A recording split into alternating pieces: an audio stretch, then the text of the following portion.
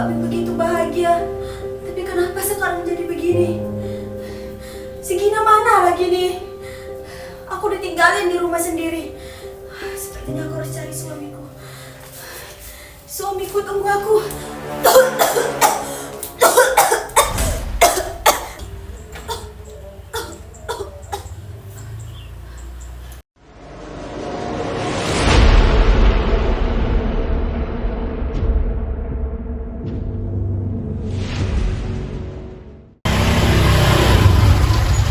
Ki, pintu aku kebuka, Ki. Aduh, emang kenapa kalau aku buka? Nek, kenapa? Kenapa? Nenek aku tuh, dia sakit, Ki. Dia nggak tahu jalan pulang. Dia sering sesat kayak gitu. Bantuin aku cari, ayo.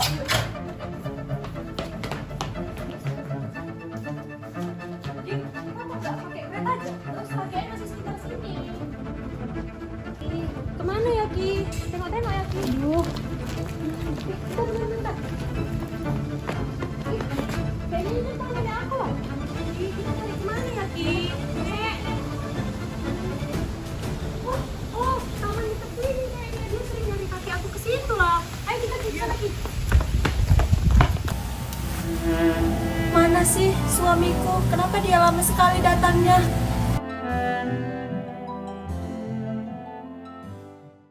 Ini dia, Ki, temannya.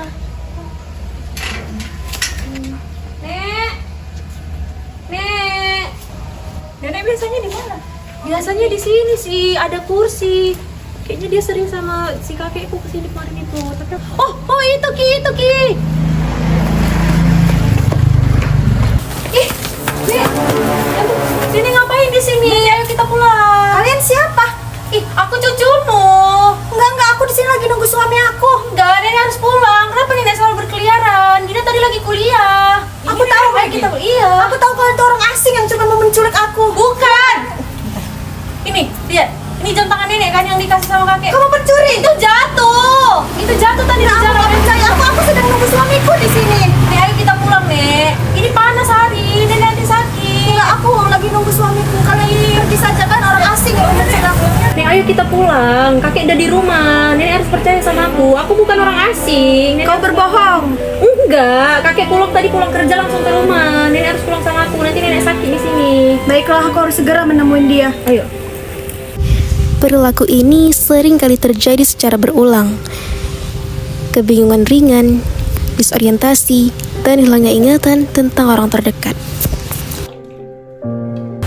Nek, sekarang kita di rumah. Nenek besok-besok kalau pergi, nenek pas ada Gina aja. Kalau Gina lagi kuliah, nenek di rumah aja. Ini bukan rumahku. Aku mau pulang. Ini rumah kita, Nek. Nenek lihat sekitar. Nenek lihat di meja itu ada foto nenek sama kakek dulu. Di sini kita pernah ngerayain ulang tahun sama-sama. Nenek harus inget. Nenek nggak boleh keluar-keluar dari rumah lagi kayak yang tadi. Gina takut nenek hilang. Nanti nenek nggak tahu jalan pulang. Kau itu nggak tahu apa-apa. Aku mau pulang. Ini bukan rumahku. Yaudah, nenek istirahat dulu yuk. Kita istirahat dulu biar nenek bisa tenang.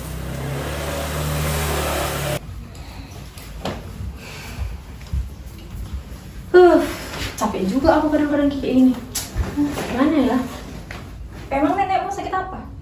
Kemarin udah bawa dia ke psikolog kan, katanya dia kena penyakit Alzheimer gitu. Alzheimer.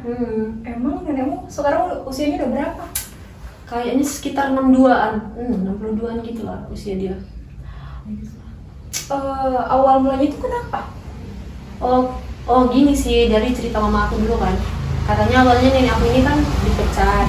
Nah dari dipecat itu dia mulai stres gitu karena ekonomi mereka jadi nggak stabil gitu kan. Karena kan dulu biasanya kalau penghasilan itu kan dari kakekku juga dari nenekku gitu. Nah kemarin pas nenekku dipecat ya cuma ngarepin penghasilan dari kakekku aja kayak gitu. Terus nggak lama dari situ juga kakek aku meninggal. Nah dari situ nenek aku mulai lebih parah, mulai ke arah depresi gitu. Nah akhirnya dia apa coba? Dia konsumsi obat-obatan anti kecemasan gitu. Terus habis itu merokok. Udah berapa kali juga sih diingetin, tapi dia tetap ngelakuin itu karena katanya cuman itu yang bisa buat dia tenang kayak gitu kan. Ya gitulah, sekarang akhirnya lihatlah dia jadi sering halusinasi. Dia bilang, kok tengok tadi juga dia nyari-nyari kakekku kan katanya. Dia pergi nyari-nyari kakekku, dia halusinasi, mudah marah, mudah tersinggung, nuduh-nuduh orang. nggak kenal dia. Kau tahu tadi dia nggak kenal sama aku, dia bilang dia lupa, dia bilang dia nggak punya cucu, dia bilang bukan ini rumahnya kayak gitu. Berarti nenekmu udah sering hilang juga ya?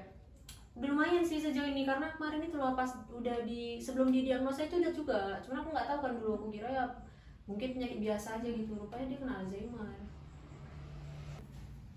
Aku turut sedih ya Gin, tapi memang udah tugas Gina juga ya menjaga nenek.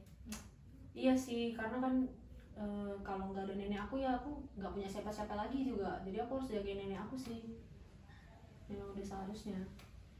Sebelum kejadian tadi terulang kembali, sebenarnya sang cucu telah pernah membawa neneknya untuk konsultasi ke psikolog. Sang cucu pun menceritakan kisah hidup neneknya dari semasa muda.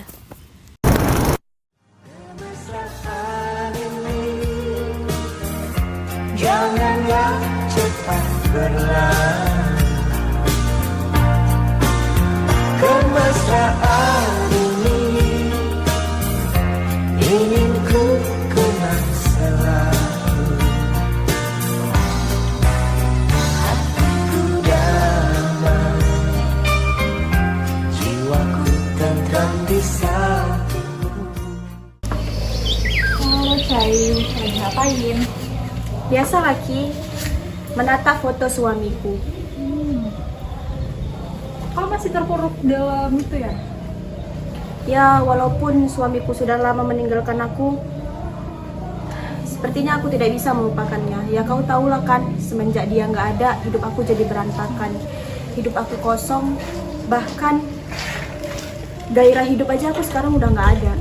Aku keluar dari kerjaanku, ekonomiku juga sekarang udah nggak stabil.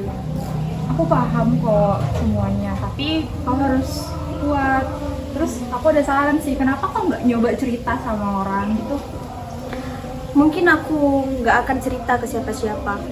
Aku rasa aku cuma perlu rokok, karena rokok bisa buat aku tenang.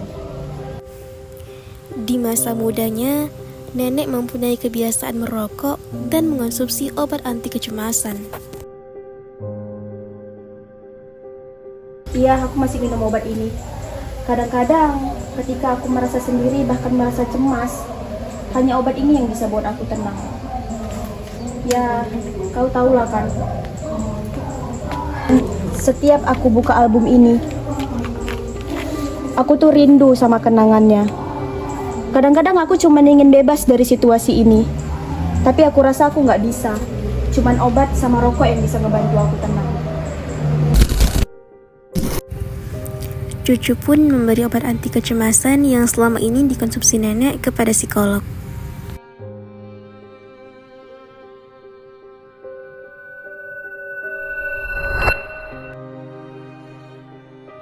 Oh, dari cerita kakak tadi, sepertinya nenek kakak ini mengidap Alzheimer, Kak, di mana ada gejala halusinasi, agresi, mudah tersinggung, dan juga berkelana kemana-mana. Yang mana berkeliaran ini merupakan hal umum, Kak, bagi pengidap Alzheimer. Dan juga Hamara tadi memiliki riwayat depresi. Itu memang menempatkan seseorang pada risiko lebih tinggi, Kak, untuk mengalami Alzheimer. Nah, selain usia lanjut juga, dari cerita kakak tadi, faktor yang paling mendukung itu terjadinya Alzheimer itu karena termasuk perokok aktif tadi kakak sebutkan. Nah, dan tergabungnya masalah ekonomi. Tambah lagi dengan penggunaan obat benzodiazepin ini, yang mana obat ini merupakan obat yang digunakan untuk mengobati kecemasan yang jika dikonsumsi dalam jangka waktu yang panjang akan meningkatkan risiko terkena Alzheimer sekitar 50%.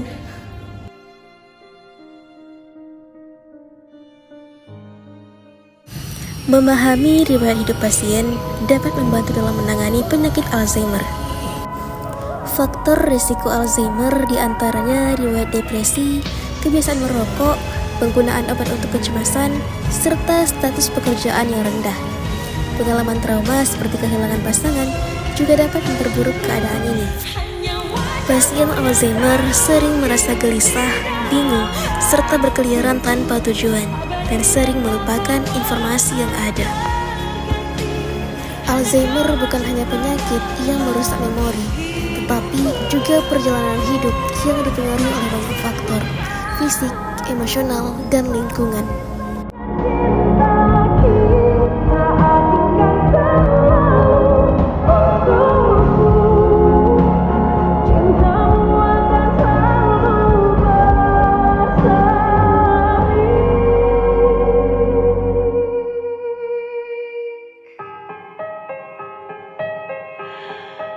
hati